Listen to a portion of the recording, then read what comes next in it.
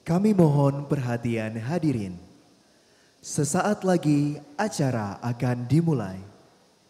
Kami mohon kepada hadirin untuk menempati tempat duduk yang telah disediakan. Terima kasih.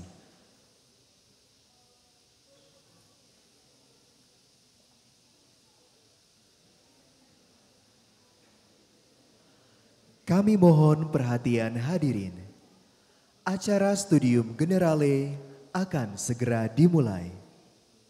Selamat pagi, salam sejahtera bagi kita semua.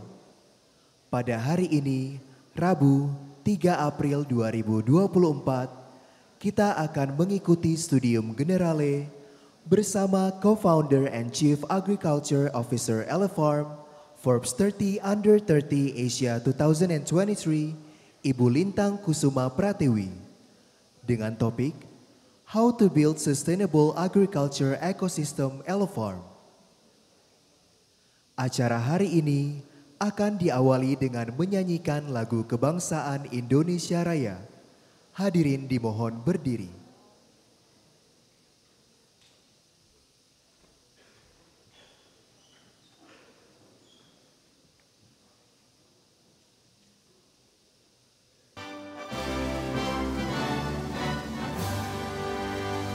Indonesia, tanah airku, tanah tumpah darahku. Di sanalah aku berdiri, jadi pandu ibuku. Indonesia, kebangsaanku, bangsa dan tanah airku. Marilah kita berseru, Indonesia bersatu. Hiduplah tanahku, hiduplah negeriku, bangsaku, rakyatku semuanya. Bangunlah jiwanya, bangunlah badannya, untuk Indonesia Raya. Indonesia Raya, merdeka, merdeka, tanahku, negeriku yang ku cinta. Indonesia Raya, merdeka, merdeka, hiduplah Indonesia Raya. Indonesia Raya, merdeka, merdeka, tanahku, negeriku yang ku cinta. Indonesia Raya, merdeka, merdeka, hiduplah Indonesia Raya. Hadirin disilakan duduk kembali.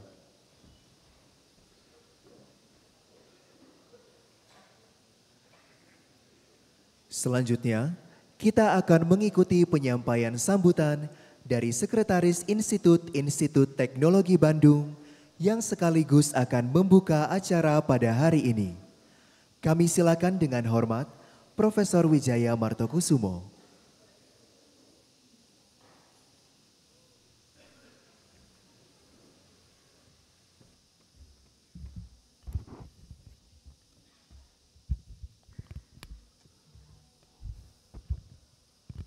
Terima kasih MC atas pengantarnya. Selamat pagi kepada segenap mahasiswa ITB ya, yang saya banggakan, baik dari kampus Ganesha atau yang ada di kampus Jatinangor maupun yang ada di kampus Cirebon. Semoga Anda semua dalam keadaan sehat walafiat. Assalamualaikum warahmatullahi wabarakatuh. Salam sehat semua dan salam sejahtera ya. Apa kabar ini rekan-rekan mahasiswa? Enggak kedengaran. Apa kabar? Baik ya. Ini para kolega dosen di depan, apa kabar? Ibu Naomi, Pak Pras, sehat semua ya? Ibu Lintang? Oke, Ibu Sartika, sehat semua ya?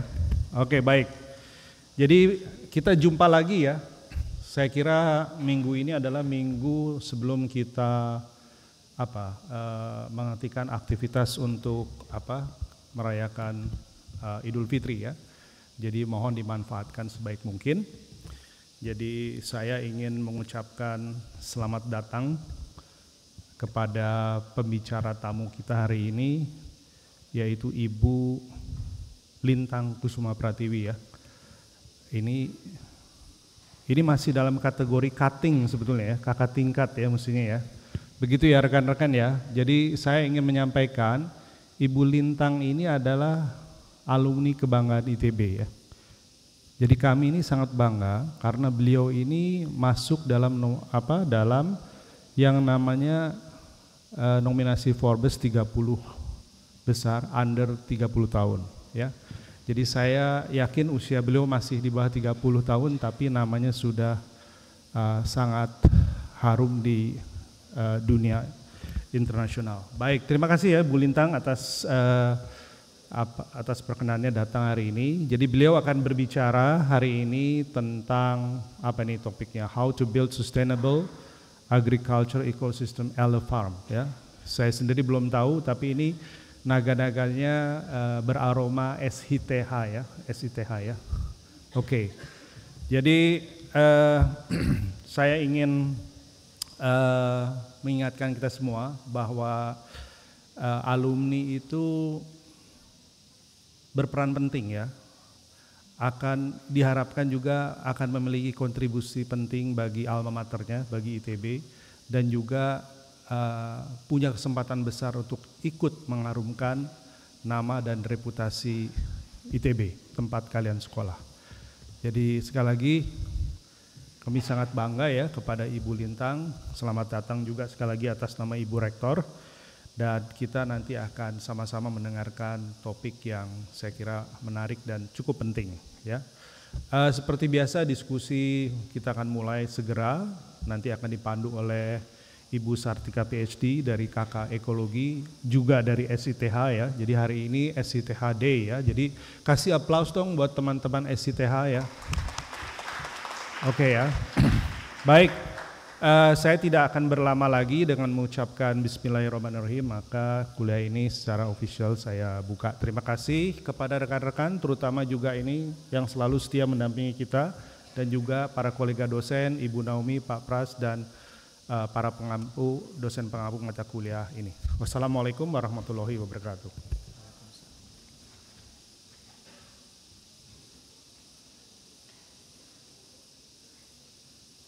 Hadirin yang kami hormati, kita akan memasuki acara utama pada hari ini, yaitu Studium Generale yang akan dipandu oleh moderator, yaitu Ibu Sartika Indah Amalia Sudiarto SSI MSc PhD. Beliau adalah dosen di Sekolah Ilmu dan Teknologi Hayati dengan kelompok keahlian ekologi. Kepada Ibu Sartika Indah Amalia Sudiarto, kami silakan.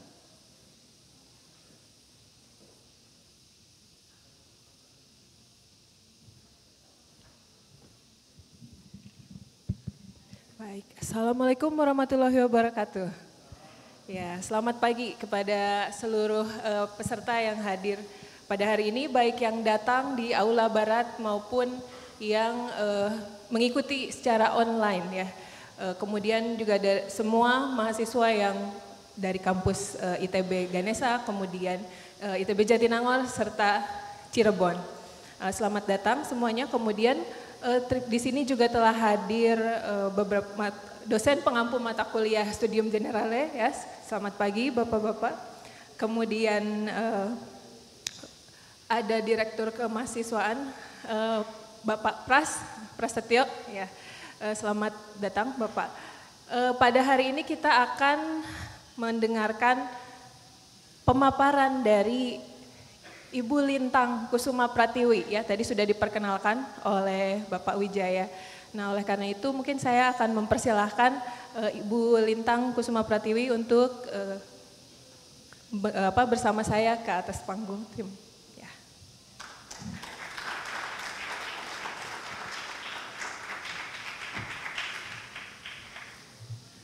Baik. Nah, sini saya akan mungkin memperkenalkan dulu Ibu Lintang. Mangga silakan apabila ingin duduk ya. Jadi Ibu Lintang Suma Pratiwi ini saat ini merupakan co-founder dan Chief Agriculture Officer dari Elefarm. Jadi masih terbilang baru ya. Kemudian pada tahun 2022, sebelumnya ini merupakan Neurafarm ya. Jadi co-founder dan Chief of Agriculture dari Neurafarm. Nah, Ibu Lintang ini merupakan alumni dari Rekayasa Pertanian Sekolah Ilmu Teknologi Hayati, Institut Teknologi Bandung. Nah, kemudian pernah juga berpengalaman di berbagai perusahaan ya sebagai Research and Development di Syngenta, kemudian di Biops Agrotechno dan lain-lain. Nah, Ibu Lintang ini mungkin sangat dekat ya umurnya ya dengan adik-adik di peserta mata kuliah Studium Generale ini gitu ya. Nah, kebetulan Ibu Lintang ini merupakan mahasiswa berprestasinya Sekolah Ilmu dan Teknologi Hayati tahun 2017 ya. Kemudian beliau juga sudah banyak sekali mendapatkan award ya, prestasi yang diraih yang sangat membanggakan gitu ya. Mungkin tidak bisa saya sebutkan satu persatu, tapi diantaranya yaitu Mapres dari Sekolah Ilmu dan Teknologi Hayati ITB, kemudian top 10 finalis di NATCOM National Appropriate Technology Competition, third winner of Mechanical Biosystem Fair and Best Poster, kemudian grand recipient dari CPPBT Kementerian Riset dan Teknologi RI gitu ya, kemudian first winner Swiss Innovation Challenge nih Indonesia tahun 2018. Jadi selain itu masih banyak lagi ya, mungkin tidak bisa saya bacakan satu persatu. Ya, kita sangat bangga sekali dengan Mbak Ibu Lintang ini ya, dan berterima kasih sekali mau memberikan pemaparan pada mata kuliah ini. Nah, oke, mungkin saya tidak akan berlama-lama, saya akan persilahkan kepada Ibu Lintang Suma Pratiwi untuk memberikan pemaparannya. Baik. Silakan, Mbak Lintang. Ya, Mbak.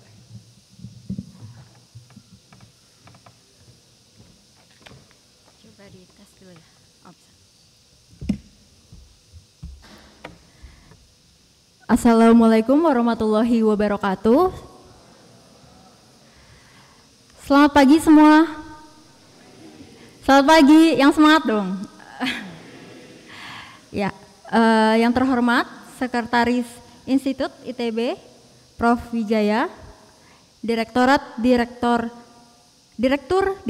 Kemahasiswaan Pak Prasetyo Aditama, Humas ITB dan dosen pengampu SG yang saya hormati. Tak lupa adik-adik, bilangnya adik-adik ya, adik-adik mahasiswa yang berada di Ganesha yang ada di depan saya, kemudian yang ada di online, Jatinangor dan di Cirebon, yang saya banggakan. Terima kasih saya haturkan kepada Humas ITB yang sudah sudah mengundang saya di acara yang sebenarnya saya nggak nyangka. 5 tahun lalu saya ingat saya juga ngambil Studium Generale itu di tahun kalau nggak salah 2017. Saya duduk tuh kalau biasanya kalau nggak di sebelah kiri belakang, kanan belakang, karena paling deket pintu keluar. Waktu itu lumayan banyak pesertanya. Sepertinya lebih dari ini, dan Studium Generale merupakan salah satu mata kuliah favorit karena saya bisa dapat banyak materi, banyak sponsor juga ya yang biasanya ngasih payung, ngasih merchandise. Biasa mahasiswa kan pengennya gratisan waktu itu. Tak lupa juga materi-materi yang saya ingat dulu dan kalau diputar kembali itu benar-benar impacting apa yang saya sekarang dapatkan dan sudah lalui. Jadi terima kasih TB ada Studium Generale dan harapannya bisa invite alumni-alumni juga yang di luar sana lebih banyak lagi yang berprestasi. Agenda hari ini sebenarnya saya mau ada dua yang mau saya highlight. Mungkin pertama dari story dulu ya, cerita terkait waktu di ITB, journey-nya sampai berada di titik sekarang tuh seperti apa sih? Apa yang saya lalui, apa yang saya lakukan, tentunya harapannya relate ya atau masih nyambung dengan teman-teman karena kita masih generasi yang sama ya, generasi milenial bisa dibilang. Kemudian yang kedua nanti akan juga saya share terkait agriculture ecosystem di Indonesia.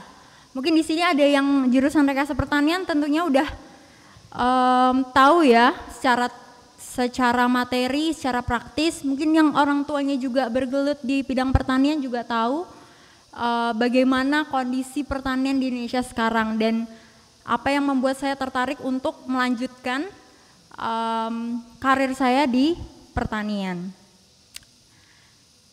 Tadi sudah dibahas ya sama Bu Sartika, terima kasih, terkait saya sendiri alumni Rekayasa Pertanian. Jadi dulu kalau diingat masa-masanya kampus Jatinangor baru sedikit orangnya. Waktu itu saya angkatan ketiga, jadi bisa dibayangkan masih sepi gitu ya, masih belum secanggih sekarang. Kalau saya main di Jatinangor tuh sekarang sudah wah banget nih fasilitasnya. Dan di tengah-tengah keterbatasan belum ada unit di sana, semua masih ada di Ganesha, kemudian kemahasiswaan juga rata-rata 90% masih di sini, tidak menyurutkan untuk saya bisa presence saya tuh ada di Ganesha, presence saya tuh ada di Jatinangor dan itu tidak merupakan bukan keterbatasan gitu untuk berprestasi ataupun berkarir gitu ya di kampus. Nah, diawali jadi the winding road of college life. Saya mau kasih gambar-gambar aja biar nggak terlalu pusing, nggak banyak teori ya. Jadi kalau bisa dilihat nih teman-teman, sebelah paling kanan ya, kita mulai dulu dari clockwise nih, dari yang paling kiri, dari teman-teman dari kiri ya, dari kiri kemudian ke bawah lagi. Itu bisa dilihat anak mahasiswa, bukan mahasiswa ya waktu itu, kayaknya masih calon. Udah ding pakai Jamal. Mahasiswa setelah pembagian Jamal lagi hype-hype-nya nih. Wah, saya masuk ITB, masuk SITH. Kemudian punya teman-teman yang luar biasa. Dulunya olimpiade. Tentunya siapa sih yang enggak ciut gitu ya mentalnya. Tapi ya saya biasanya tuh nekat aja lah, yang penting saya sudah masuk ke ekosistem orang-orang yang hebat. Itu yang membuat saya juga driving saya masuk ke ITB. Kemudian selama 1 semester dulu, zamannya saya dulu itu tingkat 1 masih ada di Ganesha. Jadi masih bisa ikut unit secara full, kemudian waktu itu juga bisa ikut, belum ada himpunan ya, himpunan tingkat 2, baru kemahasiswaan KM ya, masa mahasiswa ikut. Pokoknya waktu tingkat 1 apa aja diikutin karena sangat excited gitu ya. Sampai di masa ketemu UTS, kalau teman-teman ingat dulu tingkat 1 itu udah masa-masanya stres tuh. Seminggu, 2 minggu, sebulan pokoknya nggak bisa, nggak begadang gitu ya, nggak minta ajarin teman sana sini. Nah, yang mau saya highlight di sini adalah kalau ngelihat picture ini banyak yang bisa diartikan. Dalam kuliah saya nggak hanya fokus ke akademik, karena saya tahu nih akademik saya mungkin nggak sebagus yang lain. Saya harus bisa nih nonjolin sesuatu yang saya punya tapi orang-orang nggak punya. Nah dari situ saya coba explore unit olahraga, unit siaran, unit teater. Saya coba satu-satu gitu ya, dan ngetes mana nih yang saya bisa dapat teman sebanyak mungkin. Sebenarnya dulu kepikirannya kenapa sih harus banyak teman? Karena saya kepikirannya gini, saya punya prinsip bahwa kalau kita mau diberikan opportunity yang banyak, tentunya kita harus membuka diri ke siapapun, tapi juga harus dilihat, harus ada nanti layer bahwa oh ini orang yang baik, oh ini yang kurang baik, itu nanti ada filternya di akhir. Tapi di awal saya akan buka diri nih, saya akan coba explore di mana tempat-tempat orang-orang yang sefrekuensi, yang punya positive vibe, yang tentunya bisa membawa saya ke next level gitu. Nah di situ nggak hanya tadi ya akademik aja yang tentunya sama preferensi kesukaannya. Jadi kalau SITH harusnya suka biologi ya, saya milih SITHR karena ada suka dikit terkait matematika fisika gitu karena ada tekniknya. Nah di situ saya coba untuk explore. Di tingkat 1 sama sekali belum ikut lomba-lomba, jadi masih fokus belajar sama ikut unit waktu itu. Unitnya olahraga, kalau di sini tahu mungkin di sini ada yang salah satu unitnya diving, itu saya sampai tingkat akhir ikut diving. Kemudian ikut ke baru tuh yang kalau sebelah sana ya, itu ikut lomba-lomba. Sebenarnya saya tuh tipenya adalah yang suka memanfaatkan orang, bukan manfaat jelek ya, tapi gimana saya ajak teman-teman yang secara IQ-nya bagus gitu ya, yang punya knowledge yang kuat, saya ajak-ajakin gitu ya, dan saya nanti yang present. Jadi saya biasanya yang bagian bab 1 pendahuluan sama yang present nanti ke juri. Tapi yang buat yang isinya, yang beneran ngerangkum itu ya teman saya. Tapi kalau nggak kita satu ini nggak bisa menang lombanya, karena perlu ada orang yang A, perlu ada yang orang B. Yang itu yang dimaksud adalah kolaborasi. Jadi saya percaya kalau kita mau naik kelas, kita perlu yang namanya kolaborasi. Kolaborasi yang pertama yang paling simpel adalah di kelas. Kemudian merambah lagi ke fakultas, merambah lagi ke antar fakultas, merambah lagi ke antar universitas sampai nanti antar negara.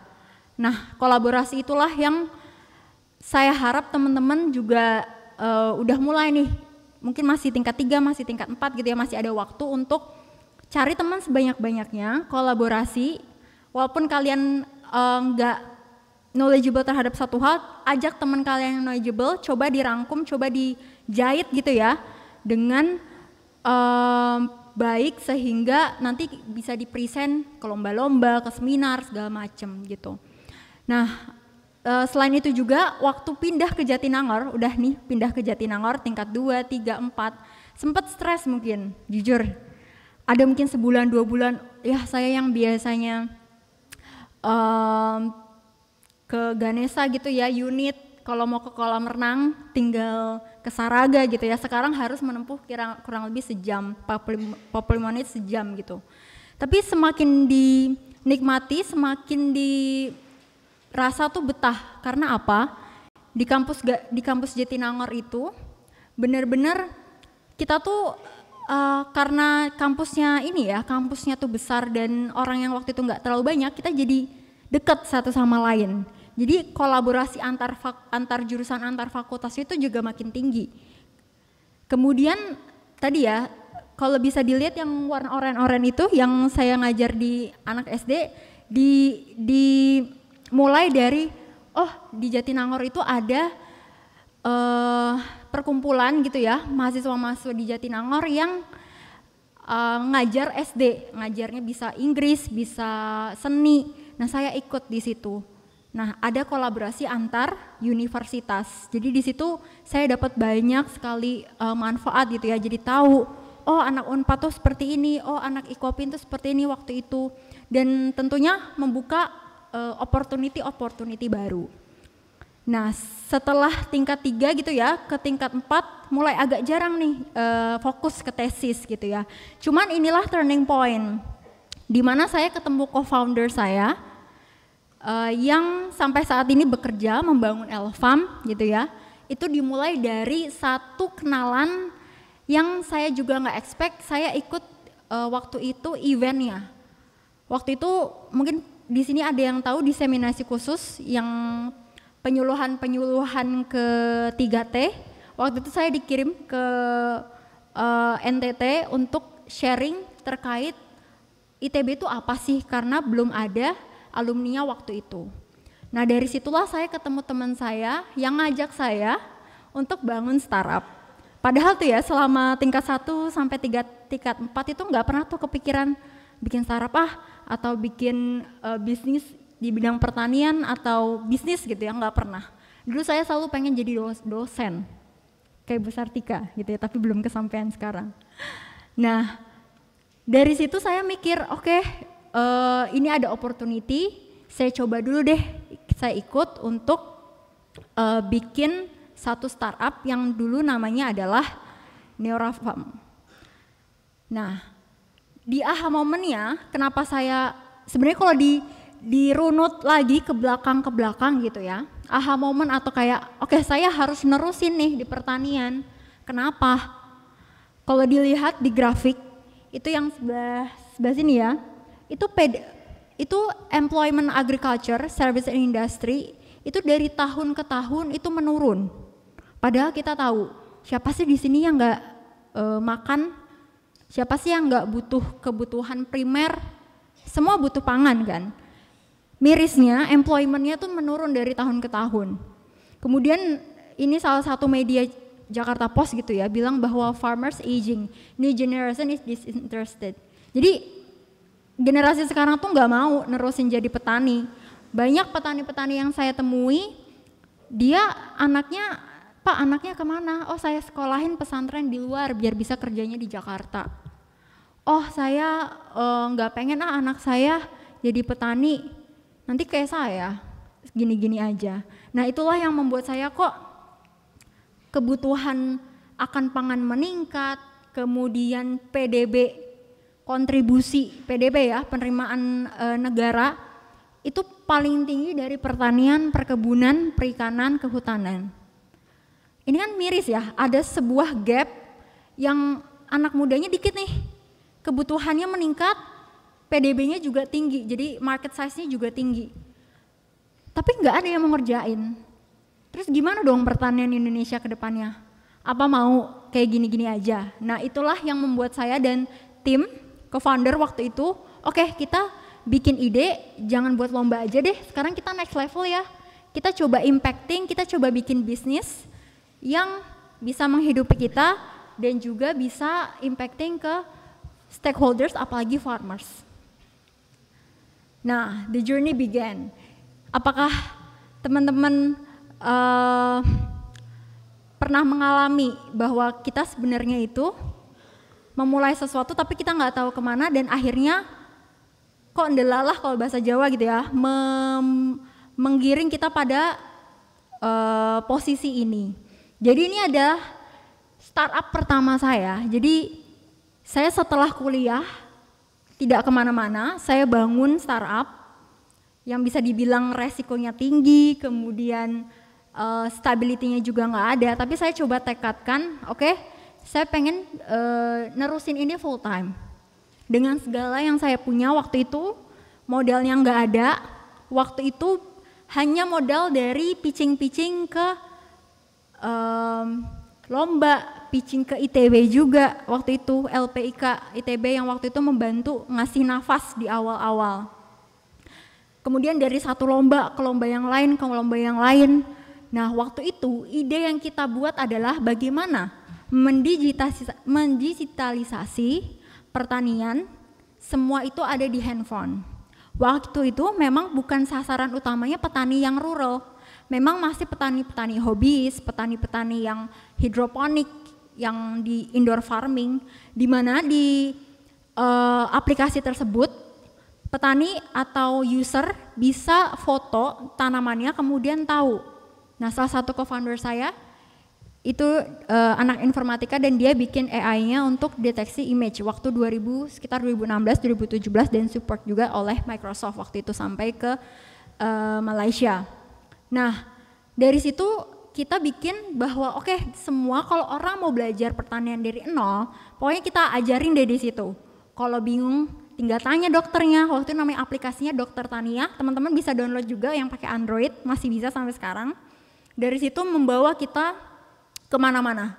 Jadi banyak yang excited justru di luar, di Swiss, di Jepang, di Kuala Lumpur waktu itu yang excited terhadap idea kita. Jadi kita diundang untuk present. Apa sih yang Indonesia punya nih untuk cara mendigitalisasi pertanian. Nah dari situ kami coba iterasi waktu itu dari cuma 4 orang, cuma 5 orang dan terakhir waktu itu sampai belasan orang kita bisa tumbuh gitu ya. Cuman kita masih merasa bahwa oke, ini skupnya masih kecil nih.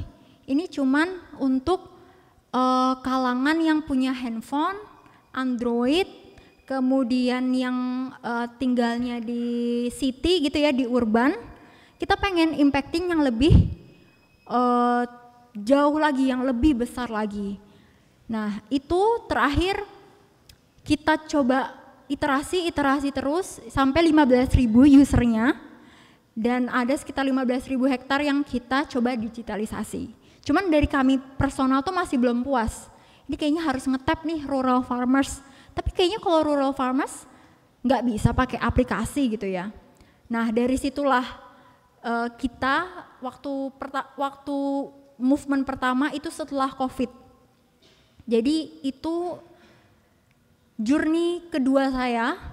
Setelah itu semua tim yang ada di Neurofarm saya coba bawa ke startup yang baru lagi dan saya coba invite tim yang lebih profesional waktu itu. Dan itu pun salah satunya ada alumni mahasiswa ITB juga, FSRD, Mas Bayu Sherly, selaku CEO Elefarm, yang juga ngajak kami untuk bergabung membuat yang namanya Elefarm. Kita bikin company baru, visinya lebih tinggi, lebih banyak, dan kita juga extended impact kita. Nah, di Elefarm sendiri sebenarnya sama. Problemsnya itu gimana caranya kita bisa memaksimalkan teknologi untuk mengecilkan gap yang ada di pertanian. Dimulai dari lahan yang tidak terutilisasi, banyak SOP yang bapak saya pakai ini, terus saya masa iya harus ngikutin gitu kan. Kemudian labornya atau tenaga kerjanya masih sangat manual gitu ya. Monitoringnya juga manual, sampai ke impactnya juga yang membuat karena semua serba manual, semua serba tidak termeasure atau tidak terukur. Jadi impact terhadap crop losses, tanaman yang mati karena hama penyakit, irigasi karena nggak tahu besok hujan atau enggak, karena nggak tahu kemarau tuh kapan bulannya karena sekarang banyak anomali iklim gitu ya. Dan apalagi market volatility yang nggak jelas nih, hari ini cabai harganya 50.000, besoknya bisa 70.000. Nah hal-hal itulah yang kita coba nih bagaimana si teknologi itu bisa mengurangi setidaknya, bukan menghilangkan,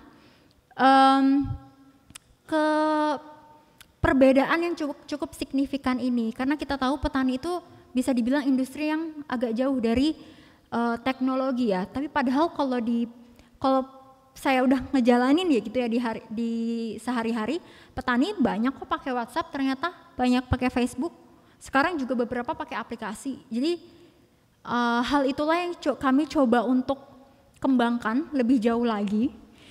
Nah ini Elefarm, jadi Elefarm sekarang itu timnya ada sekitar yang tadinya cuma berempat, kita punya sekitar sekarang di 80 tim dan rata-rata agronomis, 20%-nya orang tech, yang building aplikasi sama websitenya. Jadi apa sih yang kita lakukan di Elefarm? Kita percaya bahwa pertanian itu nggak bisa dibantu, solusinya tuh hanya dari satu aspek. Contohnya gimana? Misal nih petani nggak punya modal, oke kita kasih, terus gimana? Kalau kita kasih modal nggak ada yang bisa ngejamin pasarnya bakal bagus, nggak ada yang bisa menjamin bahwa nanti ketika berbudidaya SOP-nya nggak oke. Jadi dari satu sisi itu nggak cukup untuk pertanian karena terlalu kompleks, very kompleks. Lagi misal kita bantu di downstream, kita bantu di jualannya,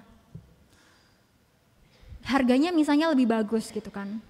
Percuma kalau misalnya dia nggak punya modal, dia pinjem bandar sana sini, bandar nanti ngambil barangnya, belum nanti barangnya nggak dibayar. Banyak kejadian kayak gitu. Kalau kita main lagi di tengah, mainnya khusus pendampingan. Oke kita kasih tahu Pak, pakainya merek ini ya karena ini lebih efektif. Pak nanti pupuknya segini ya, nah, biar Bapak nggak perlu pupuk yang lebih banyak. Atau bahkan ganti ya nanti pakai pupuk yang ini. Nanti pertanyaannya ke kita, duh nggak ada modal Neng, saya maunya yang gini-gini aja, seadanya aja lah. Nah dari hal itulah kita coba iterasi produk apa sih yang sebenarnya Elefarm mau coba bikin. Nah 3 inilah yang membuat Elefarm sampai sekarang. Jadi pertama kita adalah high quality inputs. Jadi kita mencoba bagaimana kita bisa membantu petani tidak dibohongin sama, tidak diperbudak atau dibohongi sama sales-sales yang hanya memikirkan margin. Jadi kita ngasih tahu Pak, Bapak pakai ini ya. Kemudian Bapak nanti dosisnya seperti ini, belinya di sini karena ini nggak oplosan, karena banyak loh teman-teman produk-produknya dioplos sama oknum-oknum. Jadi kita ngasih tahu Pak, pakainya ini bukan oplosan, ini ori. Kemudian dosisnya segini ya Pak.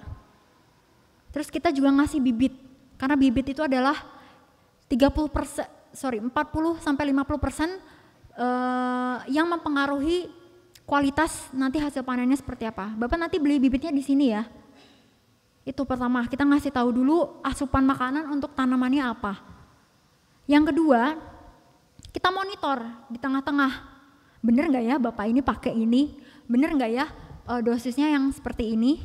Jadi kita coba namanya high farming productivity, nggak perlu yang high tech dulu, kita coba pakai pendekatan sosial. Secara teknis aja. Pak, nanti kalau panen jangan seperti ini, nanti ini bisa mengganggu untuk tanaman selanjutnya. Bapak nanti kalau mupuk, jangan pakai pupuk yang mentah, dekomposi dulu.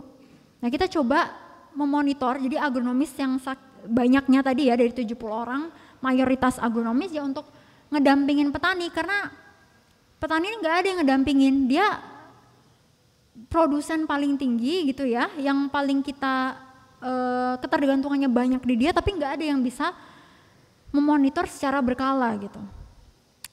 Nah setelah itu baru kita lanjut ke market research, border market reach. Jadi kita bantu petani untuk bisa memiliki alternatif pemasaran. Nah kita masih believe middleman itu bukan orang jahat. Tapi ada memang oknum-oknum middleman yang jahat. Kenapa sih middleman itu masih perlu? Karena middleman itu biasanya dia mengambil keseluruhan panen dari petani. Karena petani kan nggak mau diambil yang bagus-bagusnya aja. Nah modern market, supermarket, kemudian minimarket gitu, banyaknya yang ngambil bagus-bagusnya aja. Nah middleman inilah yang berkolaborasi dengan Elefarm. Kita jaga nih Pak, kita jamin middleman ini nggak bayar dan akan ngambil seluruh hasil panen petani. Nah nanti dari Elefarm yang mensorting, oke, ini buat pasar induk, ini buat supermarket, yang ini kita bisa untuk spek yang untuk eksportir. Nah dari situlah kita bantu petani, simple, gak ribet, dia nggak perlu investasi banyak, tapi dia dapetin impact-nya, gitu ya. Nah dari operational tadi, yang dari hulu sampai, kita bilangnya bukan upstream to downstream, kita bilangnya startup upstream fokus. Jadi kita fokus gimana menghasilkan high quality inputs, bagaimana bisa menghasilkan productive farming yang tadinya 1 hektar cuman 15 ton kentang, sama kita bisa dibuat 20 sampai 25 ton. Gimana caranya? Dengan hal-hal teknis yang sebenarnya simple kok, nggak perlu pakai hal investasi yang mahal gitu ya, hanya perlu misalnya jarak tanamnya segini, dosisnya seperti ini, ini harus ada pengujian tanahnya, kualitasnya buruk, harus direhab dulu, kayak gitu. Nah lanjut ke impact dan sustainability pilar. Jadi di Elefarm sendiri, kita memang sangat aware dan sangat concern sama yang namanya impact. Karena apa? Kita dealing dengan petani. Kita punya 5 pilar di Elefarm. Building agricultural sustainable ecosystem itu harus dimulai dari bisa ngukurnya. Semua itu harus bisa diukur. Pertama dari petaninya, berapa jumlah petaninya, di daerah mana, produktivitasnya berapa, dia pakai pupuknya apa, hasil tonasenya seperti apa, hasil tonase nanti yang masuk spek sama yang on spek seperti apa. Jadi dimulai dari kita bisa mengukur apa yang kita lakukan, itu penting. Jadi kita bisa mengukur nih, tahun kesini saya baru 15 ton, tahun ke depan apakah naik, apakah turun, itu perlu diukur. Jadi kita punya 5 pilar. Yang pertama itu adalah environment.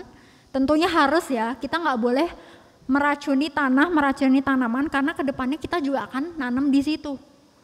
Environment itu sangat related sama agriculture, dan kita nggak boleh merugikan tanah, tanaman, apalagi manusianya. 3 hal itulah yang kita concernkan. Apakah Bapak petani ini ketika aplikasi pestisida nggak deket anaknya, karena itu sangat bisa kimiawi lah, udaranya bisa kehirup sama anaknya. Kemudian kalau kita lihat tanah, apakah tanahnya dikasih pupuk organik dulu ya, apa dia langsung kimia? Karena kalau nggak kayak gitu, next cycle-nya bakal jenuh, bakal butuh rehabilitasi dulu. Lanjut ke social economic welfare.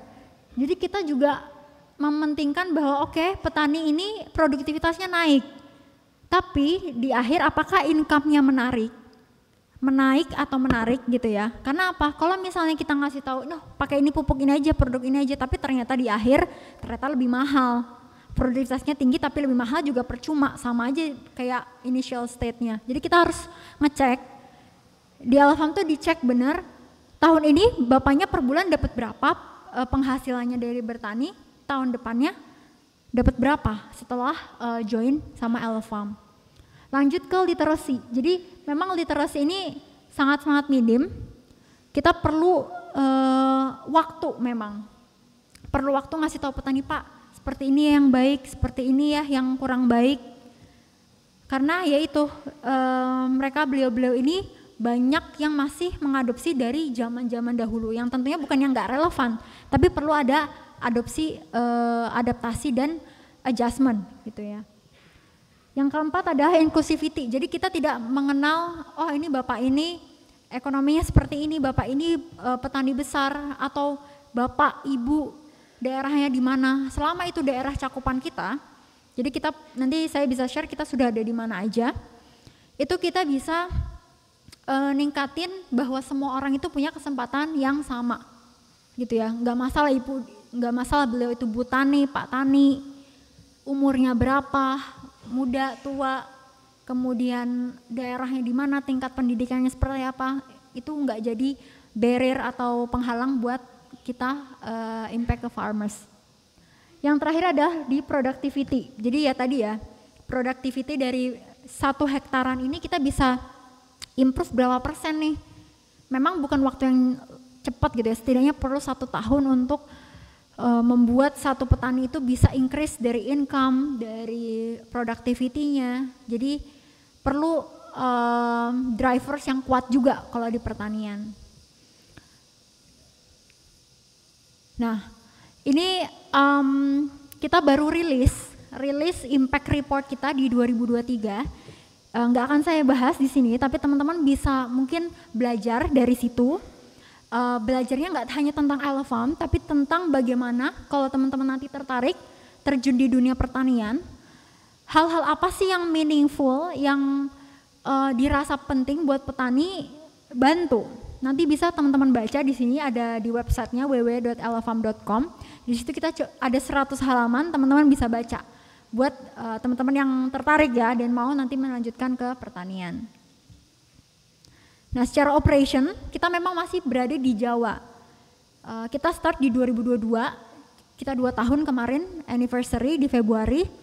Kita baru ada di sekitar berapa itu? 4, 7, di 8 klaster. Dan rata-rata memang kita menggarap petani-petani hortikultura atau petani-petani sayur. Petani kentang, petani cabai, petani bawang. Nah, itu kita coba rangkul dalam ekosistem kita. Ini memang masih sedikit, saya bisa bilang dari 33 juta petani, kita coba targetnya di 2030 kita mau coba tap in di 1 juta. Per hari ini kita baru impacting sekitar 10.000, 10 sampai 20 ribuan tahun lalu gitu ya. Nah, dari sinilah sebenarnya semoga teman-teman bisa mengerti gitu ya landscape pertanian sekarang seperti apa, kemudian opportunity-nya masih terbuka luas. Saya masih bilang masih terbuka luas. Jadi nggak perlu takut nanti kalau misalnya mau terjun ke sini. Dan tadi PDB Indonesia paling tinggi ada di pertanian, kedua kalau nggak salah. Itu yang artinya adalah ketergantungan penerimaan negara itu juga cukup besar di pertanian. Tentunya kalau teman-teman masuk ke ekosistem pertanian gitu ya, kalian juga harapannya bisa ningkatin livelihoods teman-teman. Nah, ini mungkin yang terakhir. Jadi rangkuman dari impact report yang kemarin itu kita bisa ningkatin kurang lebih sekitar baru 13,6%, yang tadinya petani cuma dapat 2,1 di 2022 sama Elfam bisa diningkatin nih jadi 2,4. Kemudian kita juga nge-track petani-petani mana yang di ambang batas kemiskinan ke bawah, mana yang udah ke atas. Dan 20% petani Elfam yang ada di ambang batas ke bawah itu sudah naik sekitar 20%. Kalau ada 100 orang, ada 20 orang yang naik ke indeks kemiskinannya jadi jadi turun. Jadi ini indeks kemiskinan, tadinya dia di sini, dia naik sekitar 20% orangnya, jumlahnya ke above poverty line, situ ya. Nah kita juga concern, kita juga bisa membebaskan petani-petani dari, kalau di desa tuh namanya bank emok. Jadi bank yang seharinya itu naik 1% bunganya. Beberapa petani yang dulu nggak punya alternatif pembiayaan, mau nggak mau dia tahu bunganya tinggi, tapi ya mau nggak mau dia harus ambil untuk memenuhi kebutuhan dapurnya. Bersama Elfam, karena kita mindsetnya ada sustainability, kita coba, oke Pak, coba ditinggalkan hal seperti itu, Bapak masuk ekosistem kita coba sama-sama tumbuh, yang tadinya nggak bisa jadi bisa, yang tadinya below poverty line jadi above poverty line itu. Nah ini kurang lebih kegiatan Elfam, jadi day to day-nya kita harus ngobrol sama petani ya, kita nggak bisa online aja atau kita nyuruh siapa gitu ya yang mandor ngecek petani, nggak bisa. Kita harus turun, kita harus fasilitas kita harus ada di tengah-tengah, entah tengah-tengah rumah petani, entah tengah-tengah lahan, untuk bisa kalau petani butuh sesuatu ya tinggal bilang kita aja gitu. Mau dokter ada, mau nanti pembiayaan ada, mau ngejualin di mana ada. Jadi tadi ya silver liningnya adalah pertanian itu kompleks, kita perlu melihat, dive deep, dissect, zoom in gitu ya. Masalahnya kompleks dan kita perlu adanya tailored solution. Jadi nggak bisa solusi ini kita fokusnya ke sini tanpa misalnya kita memperhatikan apa nih yang di ujung. Jadi kalau misalnya kita memang kita mampunya di pembiayaan aja, teman-teman harus guide kolaborasi sama orang-orang yang bisa bantu teman-teman di productivity, bantu teman-teman di area market. Jadi kolaborasi itu sangat-sangat important, khususnya ada di pertanian karena tadi ya sangat kompleks. Mungkin itu yang bisa saya sampaikan. Feel free to reach me kalau misalnya ada pertanyaan, kalau mau bisa kolaborasi, kita open. Nanti bisa kontak ke lintang@elefam.com. Itu dari saya, terima kasih. Wassalamualaikum warahmatullahi wabarakatuh. Ya, baik, terima kasih banyak kepada Ibu Lintang Kusuma Pratiwi ya atas pemaparannya yang sangat menarik sekali. Nah ini luar biasa ya, kita bisa belajar gitu ya dari Ibu Lintang ini bahwa kegigihannya gitu ya, kegigihannya dalam mengejar passionnya gitu ya, sangat gigih sekali ini Ibu Lintang, meskipun berbagai macam tantangan gitu ya tetap dihadapi. Nah kemudian hal yang kita bisa pelajari lagi adalah bahwa mirisnya petani itu justru menurun ya, yang tertarik terhadap bidang pertanian itu menurun, padahal kita lihat bahwa itu dibutuhkan gitu, apalagi di negara kita ya, di Indonesia. Kalau kita ingat ya, kita merupakan negara agraris kalau misalnya masih ingat. Nah, kemudian kita juga bisa melihat dari pengalamannya Ibu Lintang ini bahwa kolaborasi itu menjadi sangat penting. Jadi saya rasa di sini mahasiswa berkumpul ya dari berbagai macam jurusan gitu, dari berbagai macam jurusan. Kalian di sini bisa saling berkomunikasi, membangun networking gitu ya untuk kedepannya nanti bagaimana. Nah, kemudian ya tadi ya Ibu Lintang ini justru tertarik kepada hal yang mungkin anak muda itu tidak tertarik ya atau menghindari berprofesi terkait dengan pertanian. Baik itu. Berikan aplaus lagi kepada Ibu Lintang Kusuma Pratiwi. Kita akan lanjut ke sesi tanya jawab. Jadi dipersilahkan untuk mahasiswa yang mengikuti Studium General ini secara online, silahkan ajukan pertanyaannya. Kemudian mungkin saya akan bertanya dulu di sini ya pada peserta yang hadir di Aula Barat. Silahkan apabila ada yang ingin bertanya bisa maju ke depan. Di depan di sini ada mic ya. Oh ya, sudah ada nih ya. Boleh 3 orang dahulu, silahkan. Yang mau bertanya, angkat tangan. Iya, 1, silahkan maju Mbak yang ini. Ya kemudian Mas itu di sebelah situ, boleh maju sini. Nanti giliran ya, Mbak sini. Ya, iya. Kemudian Mas yang itu, ada lagi, 1 lagi. Belum ada. Oh itu ada di belakang. Oh iya, silahkan maju Mas di sebelah sini. Ya, Mbak Lintang, nanti apakah akan digabungkan dulu pertanyaannya atau langsung dijawab? Langsung dijawab, oke. Ya, baik. Mungkin yang pertama kali bertanya dulu silahkan Mbak sebutkan nama serta prodinya dari mana. Oke. Iya. Halo Kak Lintang, perkenalkan aku Roro Tuljana dari meteorologi. Izinkan aku nanya 2 pertanyaan ya Kak, boleh kan? Oke. Jadi mengenai tentang sustainability juga, di sini aku mau nanya kira-kira gimana sih teknologi irigasi presisi yang dapat diterapkan untuk mengoptimalkan penggunaan air dan juga meminimalisasikan limpasan dan mencegah polusi air. Lalu untuk yang pertanyaan kedua, itu kan terkait yang awal-awal petani itu mengurang ya jumlahnya karena mungkin generasi baru kurang tertarik. Nah aku mau bertanya Kak, kira-kira tuh rewards apa aja ya yang dikasih ke petani yang hasil bertanya itu meningkat. Yang nanti tuh kalau misalkan rewardsnya itu dapat meningkatkan produktivitas untuk lebih menggunakan praktik pertanian berkelanjutan seperti penggunaan pupuk pilihan yang dikasih dari Ella Farm. Terima kasih Kak. Ya baik, terima kasih. Ya, boleh langsung. Oh dipulin, oke. Silahkan Masnya dari mana? Cek. Perkenalkan saya Christopher Yaskil Walanda. Saya mahasiswa program pertukaran mahasiswa merdeka dari Universitas Samratulangi Manado. Kebetulan Bu, saya juga jurusan Sosial Ekonomi Pertanian dari Universitas Samratulangi Manado.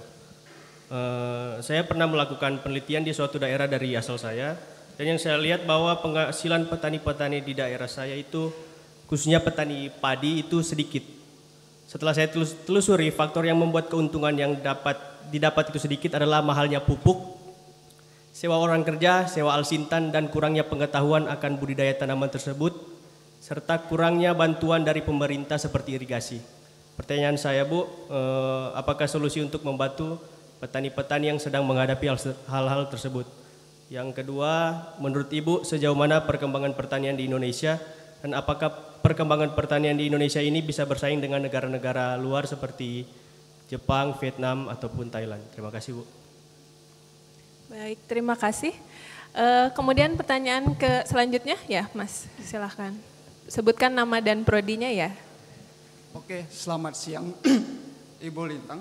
Ya perkenalkan nama saya Bolas Rozier dari Prodi Teknik Pertambangan. Jadi di sini saya ingin bertanya karena kebetulan cukup menarik ya bagi saya karena saya juga kebetulan dari keluarga keturunan dari petani dan orang tua yang berharap saya tidak meneruskan ya pekerjaan mereka begitu. Nah di sini saya ingin bertanya karena dari poin yang saya dapatkan, apalagi saya sudah mencoba aplikasinya namun belum bisa mendaftar.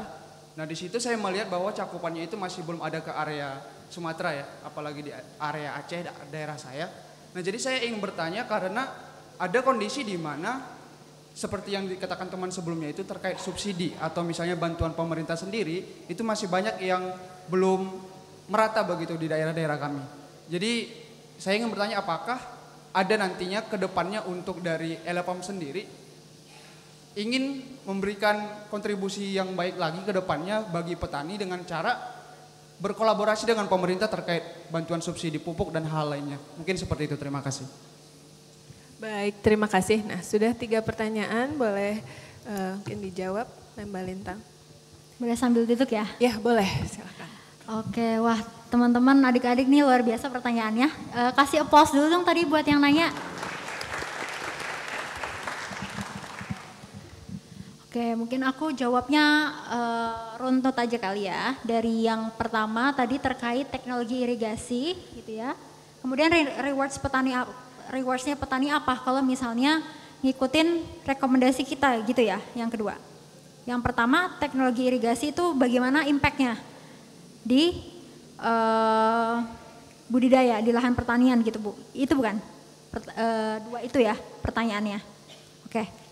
Jadi teman-teman, menarik banget nih kalau aku remind ya sekitar berapa? 10 tahun lalu atau 15 tahun lalu itu baru banyak bermunculan teknologi pertanian yang ternyata juga sampai di level rural, sampai di level petani itu ternyata sudah bisa diadopsi. Tapi belum secara keseluruhan. Salah satu contohnya adalah teknologi irigasi. Jadi saya ada di suatu daerah, dia memang benar-benar sulit airnya. Jadi ketika musim hujan, dia di daerah itu tuh harus menampung semaksimal mungkin tampungan airnya. Karena tahu ketika kekeringan, nanti dia nggak akan dapat air dan ketika nanti misalnya waktu kering dia nggak ada pekerjaan lain selain bertani. Jadi ada beberapa teman-teman di daerah di Banjaran gitu ya, di Bandung, ketika musim kemarau ada loh yang beralih jadi kuli bangunan, itu ada karena nggak ada air. Nah balik lagi tadi ke teknologi ya, jadi nggak ada irigasinya itu hampir nggak ada. Nah suatu ketika ada teman saya salah satunya, itu dia punya teknologi irigasi. Nah beliau mengintroduksi bahwa ini teknologi irigasi itu bisa menghemat penggunaan air sampai 40%. Kenapa bisa menghemat? Karena dia bisa mengetahui kebutuhan kelembapan suhu di tanah disesuaikan dengan pertumbuhan tanaman. Jadi tadi ngobrolnya terkait teknologi irigasi itu sangat-sangat dibutuhkan, apalagi buat daerah-daerah yang kesulitan air dan harus menghemat airnya buat penyiraman. Ngobrolin ke sustainability-nya adalah kita melihatnya dengan irigasi itu jangan dipikir mahalnya di awal, tapi ke depannya itu bisa menghemat air, mengurangi potensi losses atau mengurangi potensi gagal panen. Yang tadinya kita keluar 3 juta, tiba-tiba El Nino, kemarau, 3 jutanya hilang.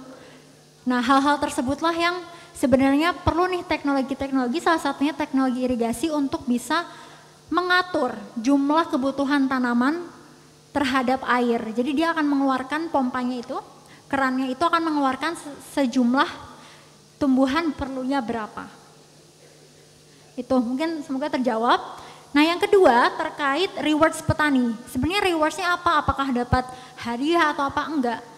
Mereka dengan cukup bahwa nanti hasil panennya itu beneran dibayar. Karena mirisnya teman-teman ada loh bandar yang dia ngambil petani tapi nggak dibayar, itu ada oknum-oknum kayak gitu. Pertama adalah pembayarannya jelas kapan rewardsnya. Yang kedua adalah bayarnya benar, jumlahnya sesuai dengan disepakati, bukan ada dipotong sana sini nggak jelas gitu ya. Sama yang terakhir tentunya income-nya itu meningkat. Itu menurut petani itu sudah luar biasa. Jadi kita nggak perlu marketing ini diskon atau ini promo segala macam, nggak perlu. Dengan dia melihat nanti di akhir dia diapresiasi dengan hasil panennya dibayar tepat waktu dan jelas dan tidak ada potongan, itu udah suatu hal yang rewards besar buat mereka. Itu tadi 2 pertanyaan, semoga terjawab. Nanti kalau enggak boleh tanya lagi. Kemudian yang ketiga sama yang kelima tadi mirip ya, terkait petani ini sedikit bukan sedikit, banyak terkendala karena pupuk mahal, subsidinya juga nggak merata, subsidinya juga nggak ke semua tanaman. Itu betul. Dimulai dari 2023 kemarin kalau nggak salah subsidi pupuk itu dibatasi di daerah dan dibatasi untuk tanaman-tanaman yang mempengaruhi inflasi gitu ya. Pupuk mahal, lahannya kurang, hasilnya juga nggak jelas. Apa sih sebenarnya yang membuat petani tetap mau gitu ya kalau dipikir-pikir. Cuman tadi melihat potensinya yang luar biasa, kemudian sebenarnya petani itu nggak masalah loh dibayarnya sesuai fluktuasi, karena itu kan mekanisme pasar ya, supply demand. Asal petani itu dibayar. Karena banyak teman-teman petani itu nggak sejahtera bukan karena dia nggak bisa bertani atau nggak bisa ngejual. Tapi ada oknum-oknum yang membuat mereka 1 siklus, 2 siklus itu nggak dibayar sama sekali. Ada penemuan-penemuan seperti itu. Jadi dia harus ngutang sana sini, buat kedepannya dia jadi harus ngutang lagi. Nah itulah yang coba kita singkirkan tuh dari oknum-oknum yang nggak jelas. Di Alo Farm kita maksimal 7 hari pembayaran dan udah tahu di depan itu bayarnya akan berapa. Di kentang kita bisa kontrak harga, jadi petani tahu akan dibayar sekian rupiah. Ketika hasil panennya mau di luar lagi 8.000, mau di luar lagi 9.000, kita akan bayarnya 10.000 karena kita ada keperluan supply. Nah tadi bagaimana caranya? Yang pertama adalah bijak dalam penggunaan pupuk pestisida sesuai dengan kondisi tanaman. Kalau tanahnya udah subur nitrogen, ngapain sih ditambah nitrogen lagi? Kalau tanamannya udah subur fosfor, ngapain gitu ya ditambah fosfor lagi. Itu jadi penggunaan inputs yang berkualitas dan wise atau bijak gitu ya, sesuai dengan kebutuhan, bukannya kelaparan ataupun kekenyangan, pokoknya tanamannya pas aja. Itu yang pertama yang perlu kita siasati. Yang kedua adalah monitoring di lahannya, jangan sampai lahan itu walaupun udah ada pekerjanya, cuman ditengoknya sebulan sekali. Padahal kan tanaman itu juga makhluk hidup ya, yang perlu perhatian bener loh, makhluk hidup tuh tanaman perlu perhatian, perlu dicek apakah ada banyak gulma segala macam. Jadi di fase budidayanya juga harus intens monitoring. Dan yang terakhir adalah ketika panen itu tepat panen, tidak ketuaan, tidak kemudaan, serta nanti jualnya harus ke middleman atau Alo Farm gitu ya, di sini acting as a middleman yang reliable, yang pasti ini akan dibayar, harganya sekian dan kapan dibayarnya. Itu mungkin yang bisa saya jawab dari pertanyaan ketiga sama keempat. Untuk tadi di Aceh ya, wah di Aceh sepertinya kita masih, mungkin paling cepat itu ada di tahun depan, cuman kita masih melihat nih Aceh potensinya apa. Tanaman selain tanaman kopinya ya, karena kita masih mainnya itu di hortikultura. Tanaman-tanaman pendek, maksimal mungkin 6-7 bulan. Tapi kedepannya semoga kalau misalnya ada kolaborasi, kalau ada misalnya support gitu ya, kita mungkin akan garap di area sana. Cuman yang paling dekat akan kita garap itu Sumatera bagian bawah, Bangka Belitung, Lampung, kemudian di area Lombok karena banyak cabai-cabean gitu ya, variasi cabainya. Terus yang terakhir nih Bu Sartika, terkait perkembangan petani di luar negeri, bisa nggak sih kita? Bisa, tapi teman-teman harus andil juga nih, generasi sekarang harus perhatian sama yang namanya pertanian. Kita nggak kalah pinter kok, kita pinter banyak di sini, apalagi di ruangan ini semua saya yakin pinter-pinter semua gitu ya. Dan yang dibutuhkan adalah generasi mudanya, gimana caranya kita bisa competing. Nggak dikit loh jumlah ekspor kita keluar, nggak dikit juga orang-orang di luar minta bibit dari kita. Nggak dikit juga orang-orang di luar pengen nanam di sini gitu. Jadi yang harus gimana caranya ya dari diri kita sendiri, care nggak nih terhadap masa depan pertanian.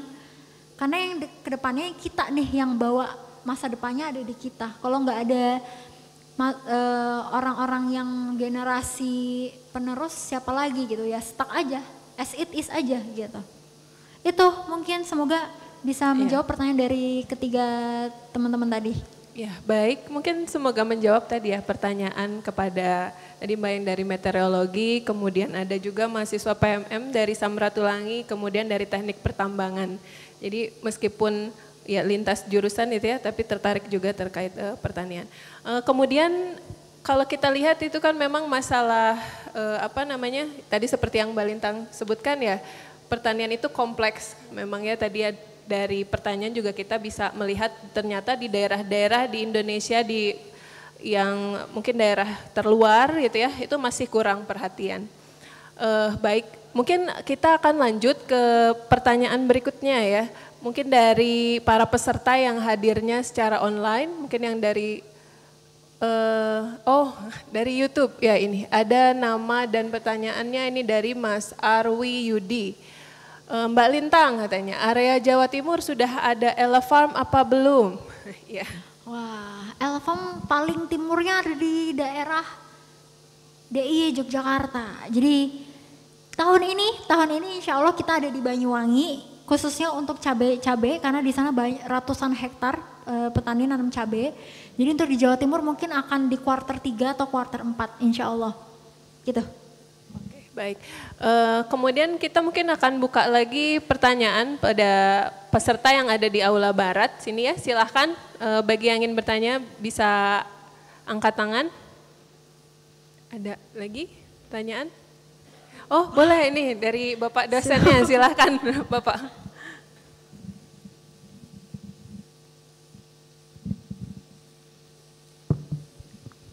Ya, terima kasih Mbak Lintang. Perkenalkan saya Irwan.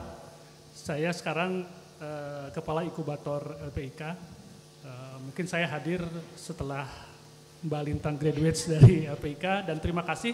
Tadi LPIK sudah diperkenalkan oleh Mbak Lintang di awal-awal perkembangan Nerafam gitu ya. Nah, saya ingin mungkin berbagi motivasi Mbak Lintang kepada teman-teman yang ada di sini. Kita tahu bahwa LPIK kan punya banyak program dari mulai Business Idea Generation, kemudian PMW sampai ke inkubator gitu kan. Cuman tidak banyak juga terutama di PMW, di mahasiswa yang melanjutkan startupnya sampai ke inkubator, bahkan sampai lanjut di akselerasi gitu ya. Nah, mungkin bisa berbagi dengan teman-teman mahasiswa di sini bagaimana nih meyakinkan diri bahwa jalan hidup di startup ini bisa sukses gitu ya. Karena kan kami tahu lah kalau mahasiswa kan godaannya mungkin kerja di Pertamina, kerja di PLN, kerja di BUMN, itu kan seperti itu gitu ya setelah lulus gitu ya. Nah mungkin bisa berbagi dengan mahasiswa supaya yakin bahwa bekerja di startup kemudian memberikan lapangan kerja itu sangat-sangat memungkinkan untuk kita mahasiswa ITB gitu. Terima kasih Mbak Lintang, Bu Satika. Baik, terima kasih Pak Irwan. Ya silakan Mbak. Terima kasih. Pak Irwan, salam kenal Pak. Ya, saya lulus LPIK itu tahun 2020. Jadi waktu itu hampir 3 tahun saya bermarkas di LPIK di Jalan Ganesha nomor 15. Di situ sama teman-teman yang lain gitu ya. Terus setelah COVID pada tutup kan, jadinya kita harus mencari dan waktu itu end up di rumah saya akhirnya, kantornya gitu ya. Jadi LPIK memang dari awal itu selalu support, dari mulai mahasiswa saya itu tingkat 4 semester 1 itu udah kalau ke Ganesha itu pasti ke sana dulu, ke coworking space. Entah untuk belajar, entah untuk nanti ada meeting segala macem.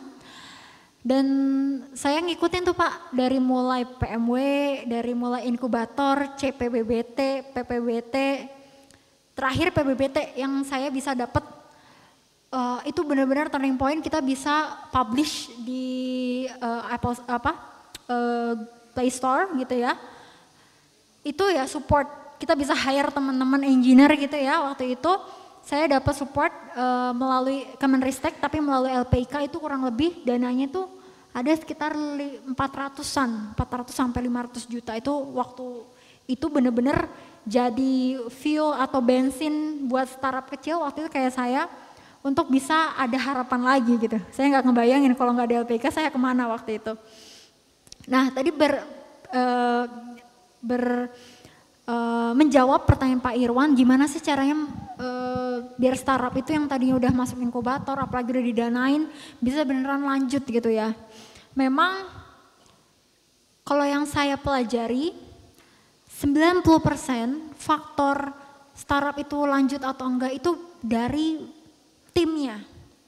Jadi kalau di luar godaannya kayak apa tapi timnya itu dedicated gitu ya, punya komitmen, dan itu bisa dilihat dari dia pitching, dari dia frekuensi dia, dari intensitas dia, dari ambisi dia, itu bisa dilihat.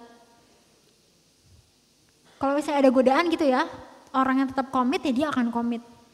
Kebalikan yang opportunity banyak, orangnya kayak nggak firm gitu ya terhadap apa yang dilakukan, ya akan juga keluar gitu. Nah yang mungkin bisa jadi apa ya, faktor dulu LPIK untuk menseleksi itu dari timnya dulu Pak, dilihat. Ide bisa nomor 2, nomor 3 menurut saya, ide bisa pivot, bisa berubah. Tapi lihat dulu timnya nih, dari berempat nih kira-kira 2-nya setidaknya mau ngelanjutin atau enggak. Karena kejadian Pak, saya LPIK 4 orang dulunya, yang sampai sekarang ini yang bertahan baru cuma 2 orang. Dan saya apresiasi ya, mungkin beda visi misi gitu. Tadi yang Bapak jelaskan sangat relate gitu. Tapi dari 2 orang ini bisa ngebawa Neurofam jadi Elefam sampai sekarang, dan ngebawa personal saya yang tadinya bukan siapa-siapa tapi bisa building company punya puluhan karyawan, ya karena saya punya tim yang menguatkan dari awal. Karena saya sendiri juga waktu Neurofam, waktu COVID apalagi, ini cari kerja nggak ya? Atau saya building bisnis di luar nggak ya? Itu pasti ada aja gitu. Tapi tim saya nih saling menguatkan, ayo kita bisa, ayo kita lewatin ini sama-sama. Dan alhamdulillahnya ada aja gitu support, berdatangan sana sini, ketemu waktu itu Mas Bayu, dan akhirnya bikin Elefam. Itu ternyata pas dijalanin ada aja ketemu jalannya, padahal kita kira kita udah mentok nih. Tapi ternyata kita ketika kita doa, kita coba berusaha, tiba-tiba ada pintu lagi yang kita nggak kenal, kita nggak tahu ketokan pintunya itu ternyata kebuka, dan itu membuat kita sampai sekarang. Nah buat teman-teman yang udah punya startup atau punya ide, punya niat, itu dulu teman-teman, diniati benar-benar mau komitmen atau enggak. Kalau saya dulu, oke, saya pokoknya nanti kalau 2021, saya juga harus realistis kan at that time.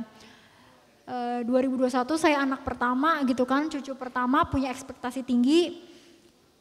Misal tadi dari 2017, pokoknya 5 tahun saya kasih waktu diri saya untuk membuktikan bahwa startup ini akan works. Ternyata di tahun tahun kelima bahkan pas mau udah, aduh oke deh udah kita sampai sini aja gitu ya, ternyata ada feel baru, feel tambahan. Jadi buat teman-teman jangan takut kalau teman-teman pengen mau jadi entrepreneur. Karena startup itu not for everyone. Mungkin ada teman-teman yang tipenya gue bukan entrepreneur banget. Gue pengennya yang established dan segala macam, itu juga nggak masalah. Itu orang jalan hidup seseorang kan kita nggak bisa ngatur ya. Tapi buat teman-teman yang udah ada bibit-bibit nih, saya mau entrepreneur, saya mau startup, saya mau ngedaftarin startup saya di LPIK gitu ya. Percaya aja teman-teman punya, kasihlah time range gitu ya, 5 tahun atau berapa tahun membuktikan bahwa teman-teman oke.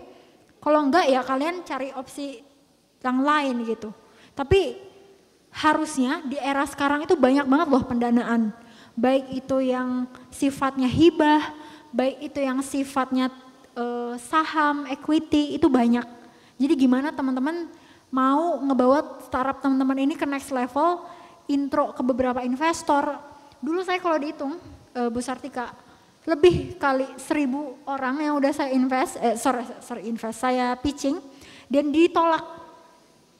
Tapi ketika kesini orangnya malah approach. Jadi ya itulah manusia gitu ya, ketika kita bukan siapa-siapa kita ditolak-tolak gitu ya. Kalau saya hitung setahun itu setidaknya ada 200 lah yang saya harus pitching gitu, yang ngejalin tentang Neurofam apa, Elefam apa. At the end ketemu 1-2 investor yang value-nya lumayan banget dan bisa building Elefam sampai puluhan, bahkan kita punya hampir 3.000 greenhouses untuk pembibitan kentang gitu. Jadi itu adalah journey. Jangan mikir bahwa ketika kalian ditolak sama seseorang itu end of life. Enggak, masih banyak orang-orang lain gitu ya. Jadi mungkin itu Pak Irwan. Pertama dari startup LPIK-nya sendiri harus jadi poin utamanya itu adalah timnya ini beneran mau lanjut atau enggak gitu kan, difilter dulu. Yang kedua adalah meyakinkan bahwa pendanaan di luar sana banyak, opportunity juga masih banyak, dan jangan takut untuk ditolak apalagi kehabisan energi capital gitu secara resource money, jangan takut gitu. Itu, terima kasih. Iya baik, terima kasih kepada Mbak Lintang ya, sangat inspiring sekali. Jadi itu pesannya bahwa fokus ya, tadi fokus dengan tujuan pasti ada jalan gitu ya, begitu. Baik, mungkin saya akan coba tanya lagi nih, siapa mungkin ada yang baru ingin bertanya, jadi jangan malu-malu itu ya, mumpung ada nih orangnya Mbak Lintang di sini gitu. Ada yang mungkin pengen tanya tapi takut gitu ya. Coba sekarang tanya, silahkan. Ada yang ingin bertanya lagi dari ruangan ini? Ada di Oh, sekarang ada yang dari ini ya, online. Aisyah Kemala ya. Mbak Lintang, izin bertanya bagaimana pengalaman approach atau pendekatan ke para petani di daerah-daerah? Apakah langsung ke kelompok petani untuk diajak berkolaborasi atau melalui Pemda? Nah ini. Ya, baik. Silahkan Mbak Lintang. Oke, nah ini terkait approach pendekatan petani. Karena teman-teman, ketika kita approach petani, aku tidak mendeskripsikan semua petani seperti itu ya. Tapi kita memang harus pilah petani mana yang mau dikerjasamakan. Selayaknya manusia, ada aja petani yang kurang amanah, petani yang tidak komit gitu ada aja. Nah, penentu di awal ini sukses kita buka di satu area adalah kita nemu petani yang amanah. Biasanya kita lewatnya dulu kelompok tani, tapi sekarang kita nggak lewat kelompok tani, kita nyari dari petani kunci. Petani yang punya basis masa yang baik, dan petani ini juga punya, yang banyak dan baik. Itu, dua itu, banyak dan baik. Kalau banyak nggak baik percuma, kalau baik tapi cuma 1-2 hektar kurang menarik buat kita untuk buka di satu area. Jadi biasanya kita akan hire orang lokal untuk melakukan investigasi di area tersebut, kira-kira petani besar mana yang kita approach dulu, kemudian baru petani-petani di bawahnya yang mungkin kurang dari 1 hektar gitu ya. Nah dari situ kita nggak usah perlu capek-capek meyakinkan petani-petani yang di undernya dia itu, cukup meyakinkan petani big playersnya, kita bikin pilot, ketika dia suka dia akan ngasih marketing secara free, dia akan advokasi gitu, udah join Elfam aja nanti dapat ini A, B, C gitu. Yang tadi ya, yang pertama adalah kita harus 360 view, tanya tukang ojek, tanya bandar, tanya pejabat daerah sana, kades di sana, petani mana yang punya kriteria seperti itu, yang punya basis banyak dan amanah. Karena kalau cuma nanya ke satu orang, tentunya kurang relevan nih. Jadi kita biasanya nanya ke tukang ojek, ke kepala desa, ke bandar besar, mana sih petani-petani yang hasil panennya bagus, luasan lahannya oke, dan punya basis masa. Nah dari situlah kita berkembang dari satu area ke area-area lain. Itu mungkin Mbak Aisyah Kemala. Iya, baik, terima kasih. Jadi itu tadi ya, memang saya jadi penasaran, tadi mungkin bisa dijelaskan kira-kira pada saat approach tadi petani itu ya, apakah sering juga mengalami kegagalan ya? Kalau pitching itu mungkin penolakan, nah kalau seberapa seringnya sih ketemu dengan petani yang ternyata tadi menurut Mbak Lintang itu tidak amanah gitu? Wah, kalau berapa sering, kalau dulu rate-nya saya mengkonversi petani itu 90% fail, 10% berhasil. Kalau sekarang kebalik, 10% fail, 90% berhasil. Karena udah tahu nih, oh ini karakter-karakter persona-persona petani yang kayaknya akan membawa Elfam lebih jauh lagi. Jadi sering Bu Sartika waktu awal, tapi semakin kesini beriterasi gimana caranya dapetin petani, dan sampai sekarang pun kita masih belum puas karena masih sedikit tadi ya, baru 10.000. Terus ditolak apakah pernah? Ya pernah, sering bahkan, tapi di awal-awal gitu ya. Kalau sekarang malahan petani yang daftar sendiri gitu, kayak approach tim kita di sana, saya mau dong ikut, saya udah mau beli di sini segala macem, ya itu kan semua dilihat dari impact. Jadi petani tuh ketika misalnya kita kasih diskon, kasih apa tuh nggak tertarik. Dia akan tertarik kalau apa yang kita lakukan sudah ada impactnya ke temennya. Misal tetanggaan gitu ya, kita udah approach, mitranya udah masuk kita dan mitranya itu senang gitu dengan service. Dia akan ngasih rekomendasi, udah referral nih ya, Bu sini aja, nanti bayarnya tepat waktu kok, segala macem. Nah dari situlah kita berkembang dari satu desa tuh misalnya satu kelompok ke kelompok-kelompok yang lain. Jadi nggak perlu macam-macam kalau mau petani, pokoknya ditunjukin aja hasil panennya bagus, dibayar, udah senang deh mereka. Jadi cukup gampang-gampang susah gitu ya. Jadi tidak menerima, kalau orang sekarang no pigs hoax. Kalau petani no productivity hoax gitu. Oke. Nah, biasanya yang dilihat itu kualitinya tuh kalau dari petani itu apanya sih gitu yang oh ini cocok nih setelah berpengalaman gitu ya? Kita pertama kali ngeliat petani itu scoring, kita punya kredit scoring lah namanya ya. Kita melihat cara dia bertani seperti apa. Apakah dia open dengan new knowledge, dengan teknologi-teknologi baru. Ketika kita tanya, Pak kalau misalnya ada pupuk yang baru atau teknologi baru mau coba nggak? Sesimpel itu Bu Sartika, kalau jawabannya nggak deh, saya kayaknya mau yang kayak gini-gini aja. Itu menurut kami udah kayak yellow flag sebelum ke red flag ya. Karena ketika nanti kita introduksi pupuk baru, teknologi baru yang mungkin lebih bagus buat mereka, dia nggak akan mau coba gitu. Jadi kita cari-cari dulu petani yang open, yang punya sifat inovatif gitu ya, yang pengen coba. Itu yang kita approach dulu. Kemudian yang kedua adalah dia bertaninya fokus atau tidak. Karena ada beberapa yang kalau kita lihat dia jarang ke lahan, cuman via telepon aja ke pekerjanya. Berarti kan menandakan dia kurang serius gitu untuk menjaga tanamannya. Nanti kalau kita misalnya ada apa-apa di lahannya, nanti kita sulit untuk komunikasi segala macam. Adanya dia malah menyalahkan nanti kalau ada apa-apa gitu kan. Kemudian yang ketiga adalah dari segi dia ini salah satu petani apakah jadi source income utama, karena biasanya kalau jadi source income utama dia akan serius ngejalaninnya. Kalau itu source income-nya yang kedua, ketiga gitu dia nggak akan serius. Sama paling apakah dia punya petani-petani yang nginduknya ke dia. Jadi dia petani kunci. Dilihatnya dari mana? Ketika kita tanya petani A, jawabannya petani Pak Budi itu bagus. Ketika B ditanya, oh Pak Budi bagus. C, setidaknya kita perlu 3 orang untuk memverifikasi bahwa petani ini oke atau enggak gitu. Jadi gampang-gampang susah memang di awal.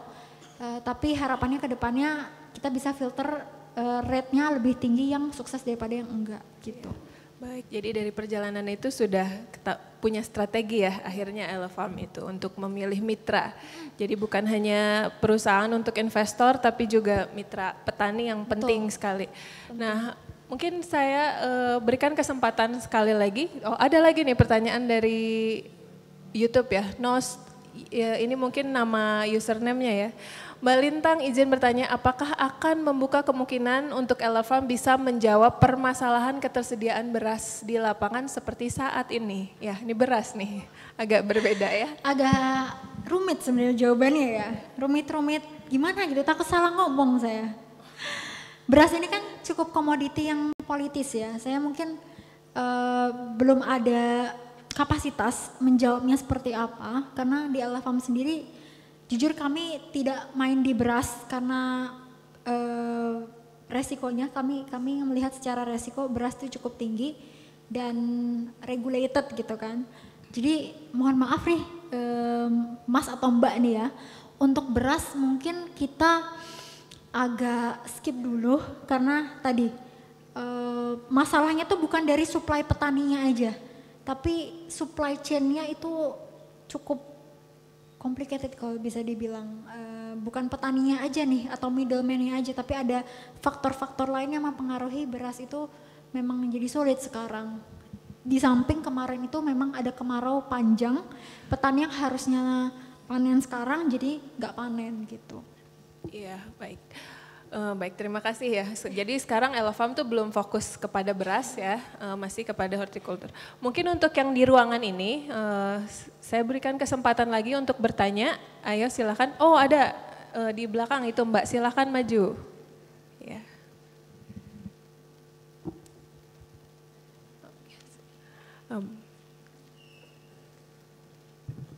Terima kasih atas kesempatannya.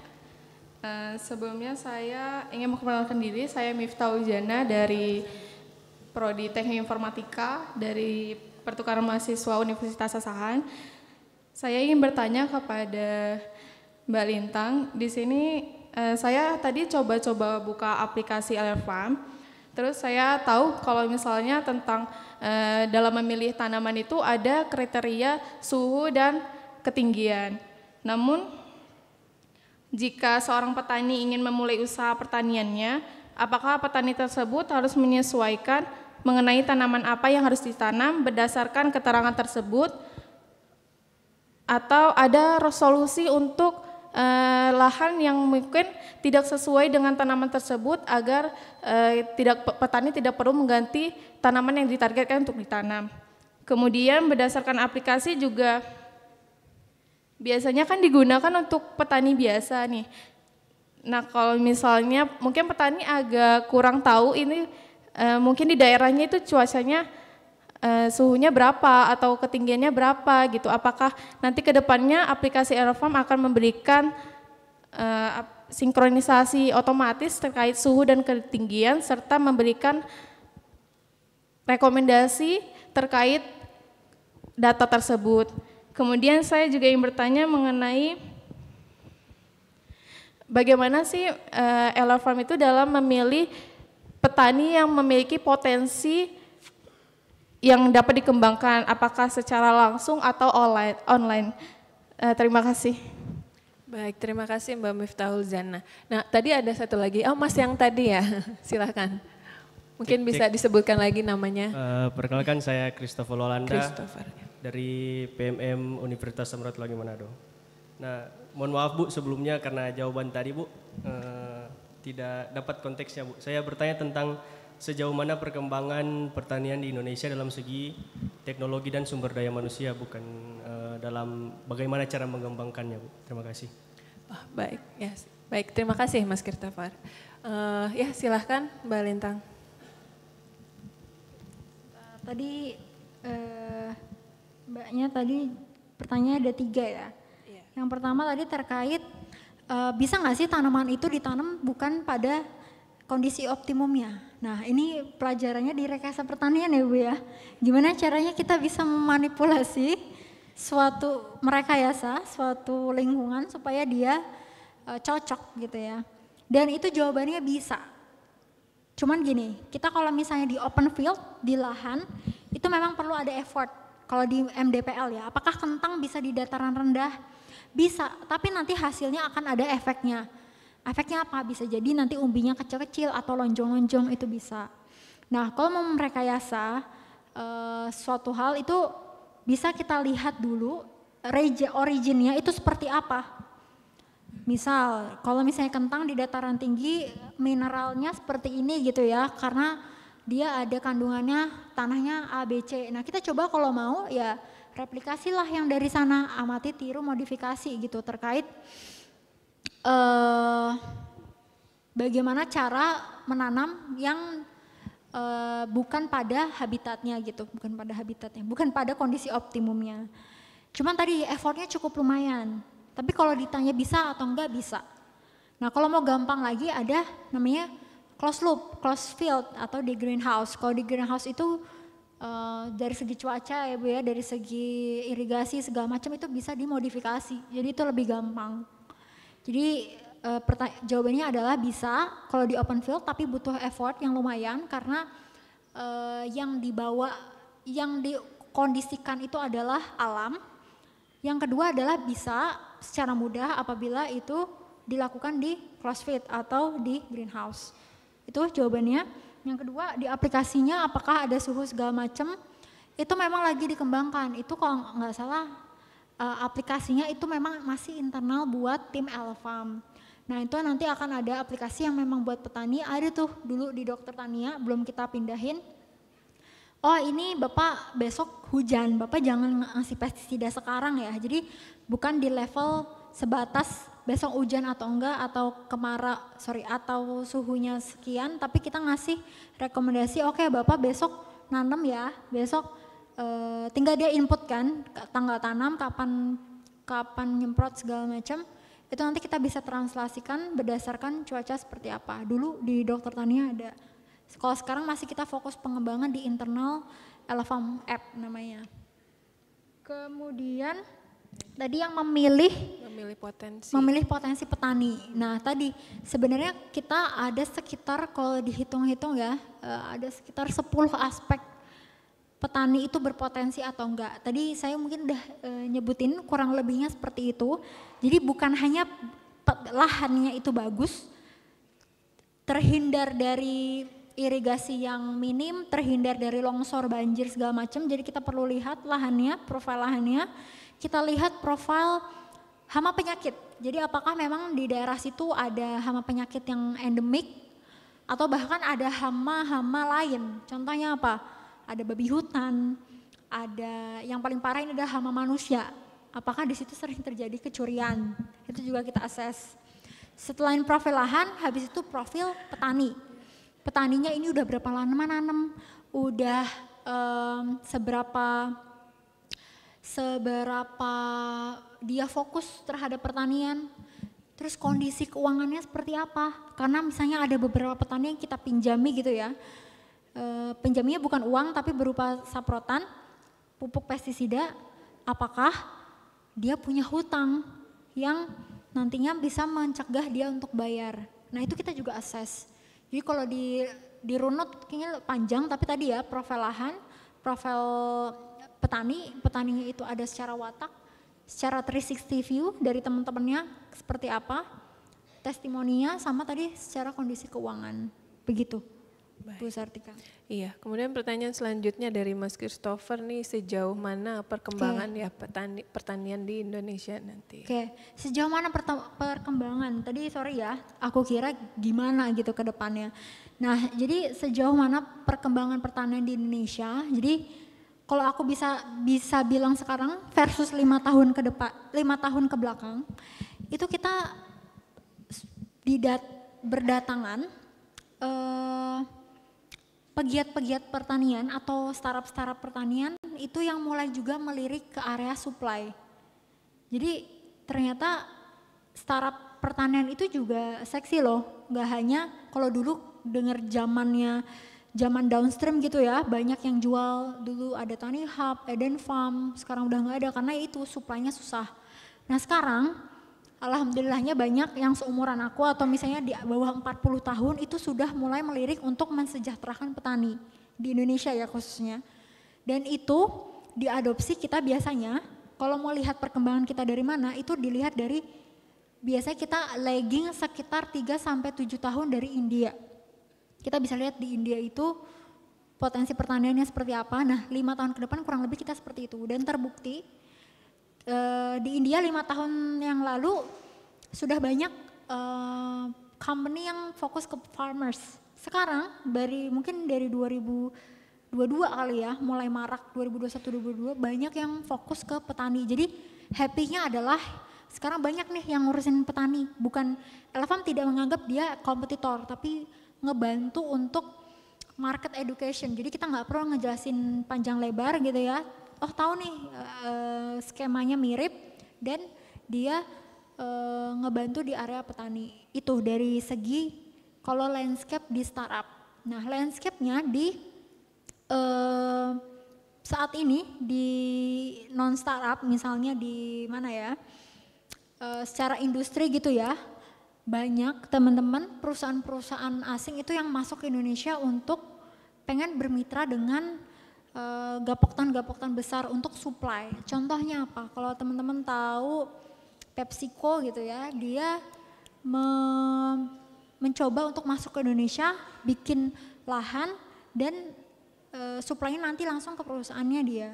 Itu jadi ada beberapa regulasi juga yang mau muncul bahwa ada pembatasan bibit impor, kemudian ada juga dari segi pembatasan fresh product yang impor gitu ya. Itu yang membuat petani-petani lokal itu ada semangatnya lagi. Jadi dia nggak harus takut kalah saing dengan produk-produk impor. Itu mungkin kondisi saat ini. Kalau dibandingkan dengan, kita melihatnya yang paling maju itu di area Eropa sebenarnya. Kita mau menuju ke sana. Kalau dibandingkan Indonesia dengan Eropa, kita lagi mungkin 10-12 tahun.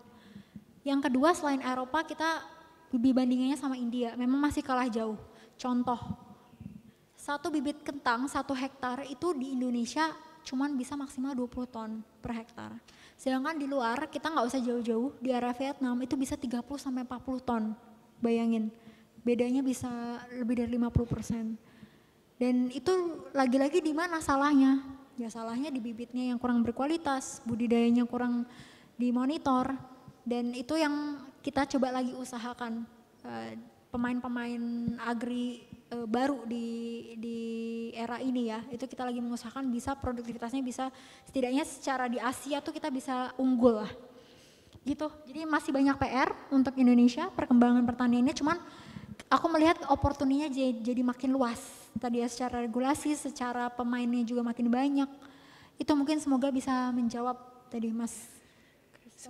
Semoga bisa menjawab ya untuk Mas Christopher. Baik, terima kasih. Dan sayangnya kita sudah harus menutup diskusi ya, sesi diskusi dan tanya jawab hari ini. Mudah-mudahan nanti kalau ada mahasiswa yang masih ingin bertanya dan lain sebagainya bisa menghubungi Mbak Lintang langsung ya. Tadi sudah diperlihatkan gitu ya, bisa menghubungi kemana. Jadi kita sudah sampai di akhir acara. Kita berikan aplaus yang terakhir kali untuk Mbak Lintang ya. Terima kasih sekali nih Mbak Lintang atas inspirasinya ya. Mudah-mudahan memotivasi untuk mahasiswa di sini yang mengikuti mata kuliah Studium Generale ini. Apapun itu nanti tujuannya ya, entah mau buat startup atau yang lain. Yang penting tadi fokus dan selalu tadi positif ya, berpikiran positif ke depannya. Baik, kemudian saya juga mungkin terima kasih kepada tim di sini ya, tim mata kuliah Studium Generale ya, tim Humas ITB, kemudian para dosen yang telah hadir juga di sini. Terima kasih sehingga mendukung keberlangsungan acara pada hari ini gitu ya. Baik, kemudian saya akan kembalikan kepada MC, silahkan Pak. Kepada Ibu Lintang Kusuma Pratiwi, kami mohon untuk tetap di tempat. Selanjutnya, Sekretaris Institut Teknologi Bandung akan memberikan piagam penghargaan kepada Ibu Lintang Kusuma Pratiwi. Kepada Profesor Wijaya Martokusumo, kami silakan.